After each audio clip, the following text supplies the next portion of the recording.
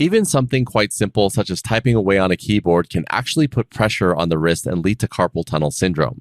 But several fine detail jobs, such as sewing and carpentry, can also have the same effect. So if you find yourself wearing wrist supports to work, what can you do to prevent things from getting worse? Today, we'll be talking about symptoms, treatment, and exercises with Dr. Greg Faucher, hand surgeon for Prisma Health. This is Flourish, a podcast brought to you by Prisma Health. My name is Prakash Chandran. So, Dr. Faucher, thank you so much for joining us today. I really appreciate it. Now, I've heard of carpal tunnel syndrome before, but maybe you can talk about what it is and how it's caused. Thanks for having me. So carpal tunnel syndrome is very common, and it is probably one of the most common presenting diagnoses for the hand surgeon's office. And so you hear about it a lot, and I think it's one of those diagnoses that can be mislabeled occasionally. So I think it's good we're talking about it today, and we'll go through it. Carpal tunnel syndrome is the most common entrapment neuropathy in the upper extremity. And so what that means is it's basically a pinched nerve that occurs at your wrist. And the nerve involved is the median nerve that gives sensation to the thumb, index finger, middle finger, and the thumb side of the ring finger, as well as to the muscle that allows you to pull the thumb away from the palm. And so those digits specifically tend to be affected with numbness, tingling, occasionally burning pain, and commonly you find that symptoms affect you at night, cause nighttime wakefulness, and with flex-wrist activities like driving, talking on the phone, reading a book. Okay, understood. So you're starting to go into some of the symptoms like the numbness in your thumb or on your wrist, but maybe talk a little bit more specifically about the symptoms that one might experience at the onset of carpal tunnel, and then as it starts to get worse, how it expresses itself. So numbness is one of the hallmark symptoms, no doubt. As we go through carpal tunnel syndrome and first start to experience it, the first symptom tends to be sensory. So some sort of disturbance in how you feel things. And that tends to be something in the early stages that comes and goes. So, for example, you may be blow drying your hair, driving for a period of time, and you notice your fingers going numb. Oftentimes people shake out the hand and it gets better. And so that's a transient symptom that comes and goes in the early stages. As carpal tunnel syndrome progresses, the motor part of the nerve tends to become affected, and that's where you might notice your grip feels weak. A lot of people describe dropping things. That's a pretty common symptom.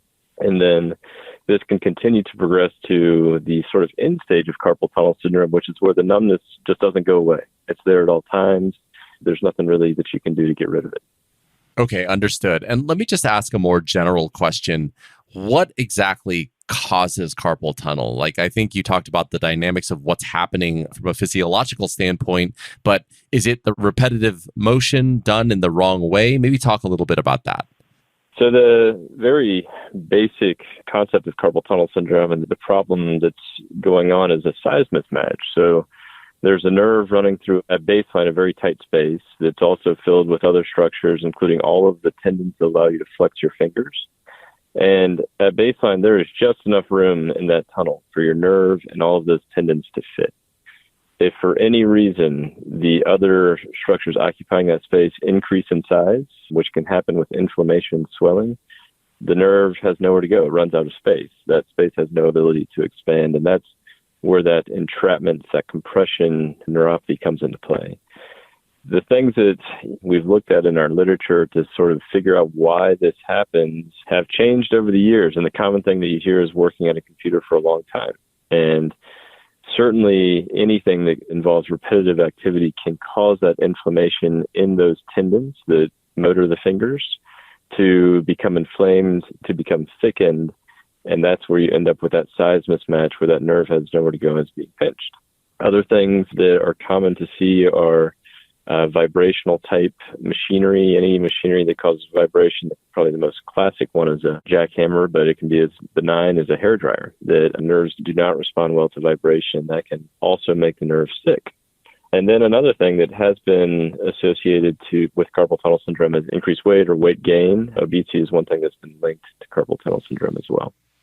So going back to some of the symptoms or things that you're feeling when you have carpal tunnel, is this something that you can treat at home? Like, are there exercises that you can do? Talk a little bit about that. So like we mentioned, it's very common. So I'll have family members calling all the time saying, I've got a little numbness in my fingers. And the first line treatment, hands down, is to buy a brace, a Velcro wrist splint that you can find at any pharmacy that immobilizes the wrist. It prevents the wrist from flexing or extending, and to wear that at nighttime. And the reason that is thought to work well is that when you flex your wrist or you extend your wrist, the space available in the carpal tunnel actually diminishes. So the position of the wrist where you have the most space in the carpal tunnel is at wrist neutral. And so by putting on a brace that prevents that flexion or extension, you're leaving that carpal tunnel with the most room available. And the reason to do it at nighttime is that oftentimes we sleep with our wrist flexed or extended under a pillow or under our head or chin. And we're putting that nerve in a compromised position all night while we sleep. We're not awake to proactively protect against that. And so oftentimes we'll wake up with numbness and tingling, not allowing that nerve to recover from whatever we had done during the day. So nighttime splinting, and usually for about 6 weeks, is my first line treatment and what I often have patients do the first time I see them. Okay. So, I was just going to ask, when does it get more serious and when does it really come time to see a doctor? So you're saying that if they call in, you're talking about the splint or kind of the brace that they could wear during the evening. But as things start to get more severe, what exactly does that look like? And then what does treatment look like after that? Right. So as carpal tunnel syndrome progresses, and it is absolutely a syndrome that can be progressive in nature, it can progress from a relatively mild state to a state that puts that nerve at risk permanently, which obviously is something that we want to prevent. The biggest clinical signs that you are progressing to a more serious phase of carpal tunnel syndrome is truly if that numbness does not go away. If you start to experience permanent numbness, that's a sign that the end targets of the nerve are starting to die, and that the nerve itself could be starting to die, which once you get to that point, the results, even with surgery, are unpredictable, and sometimes there's incomplete relief. And so truly, full-time numbness is something that I would look for. Also, loss of the bulk of the muscle at the base of your thumb can be an indicator that you're progressing into that severe category of carpal tunnel syndrome. So you just mentioned surgery. So that seems like the last resort in terms of repairing carpal tunnel. Talk a little bit about what that surgery looks like and the recovery time afterwards. Right. So there are a couple of different ways that surgery is performed. One is open and one is endoscopic. The basic goal of both of the procedures is the same. The roof of the carpal tunnel is a thick ligament called the transverse carpal ligament. The floor is the bones of the wrist. So in order to make that tight space and open space and to decompress the nerve, we snip the ligament that is the roof of the carpal tunnel, that transverse carpal ligament. So that can be done with an incision in the palm that's longitudinal, just at the base of the palm, where we go down and we snip that ligament, or it can be done from an incision at the wrist, which is transverse, where we go in with a scope and cut the ligament from within the tunnel. So either way, we're decompressing that nerve at the wrist and allowing it to heal. So we're sort of setting the healing process into motion, indirectly helping the nerve. Those two procedures are both associated with very good success rates, with very low complication rates. So they're both very good. That's what we look for as surgeons when we look for a good procedure. So it's one of the most reliable and successful surgeries we as hand surgeons do. It's very gratifying. As far as open versus endoscopic carpal tunnel release, the most consistent difference between the two in the literature is that endoscopic carpal tunnel release allows for a little bit earlier return to work, probably around 2 weeks as compared to open carpal tunnel release.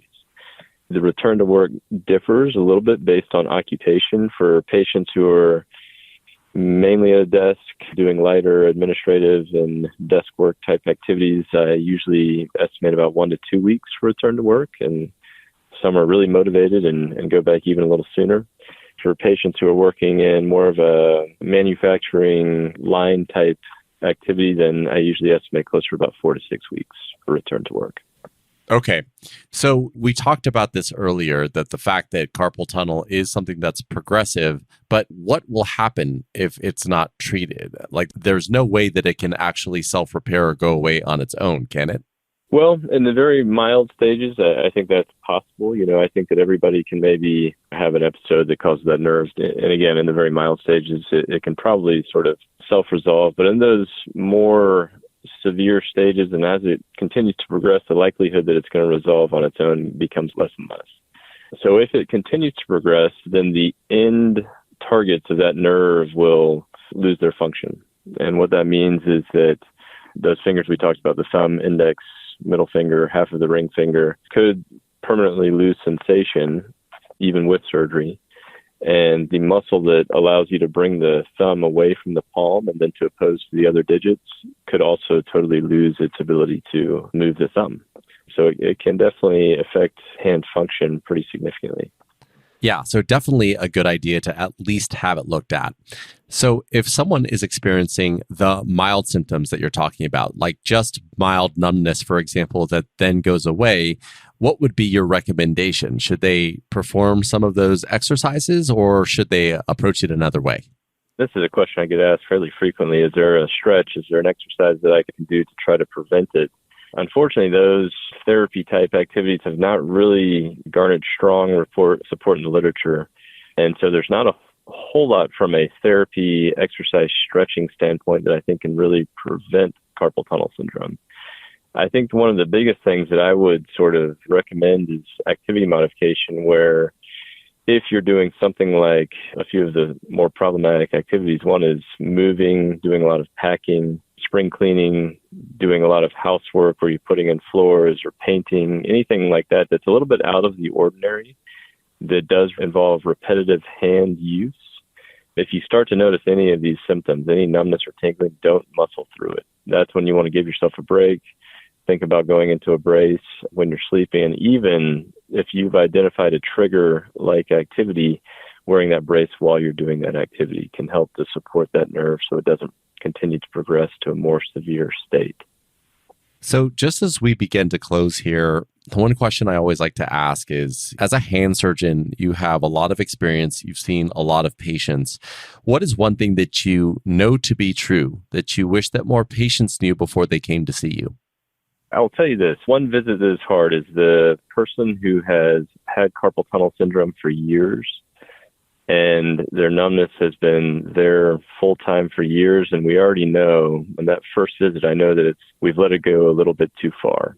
And once it gets really far into that severe phase where there's potentially permanent nerve damage, unfortunately, there's not a whole lot that we can do for it. So in those cases, I wish we had met and seen each other a little bit earlier in the onset of the disease process so that we'd have more options for what we could do to treat it. And so that's, I think, a big take-home is if any of those signs of permanent disease are present, there's numbness at all times, loss of muscle bulk in the hand, that's a reason to really go get checked out as soon as possible so that we can still have options available for treatment. Yeah, it just sounds like by the tone of your voice, that probably happens more often than you'd like, huh? Yeah, unfortunately it does. It's a difficult situation. Yeah. So for those listeners out there that are experiencing even slight numbness, definitely makes sense to go have it looked at, go make sure that it's nothing more serious, and to get it treated. So Dr. Faucher, thank you again so much for your time and for educating us today. I truly appreciate it. My pleasure. Thank you for having me. That's Dr. Greg Faucher, hand surgeon for Prisma Health. For more information, you can visit our website at prismahealth.org/flourish. And to listen to other podcasts just like this one, you can head over to blog.prismahealth.org/podcast. This has been Flourish, a podcast brought to you by Prisma Health. My name's Prakash Chandran. Thank you so much, and we'll talk next time.